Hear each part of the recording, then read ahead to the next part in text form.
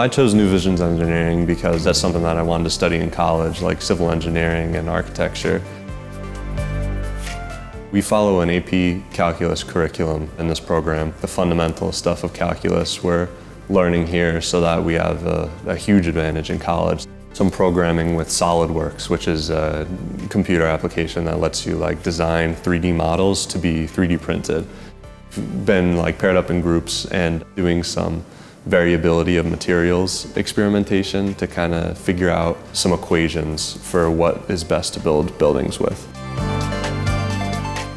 We have a bunch of different tools that we can use for anything. I mean, we were using a bunch of different cutting mechanisms. We have a machine that applies stress to an object to see how much of a load it can bear. Our instructor clearly knows the ins and outs of this program and prepares us for a future.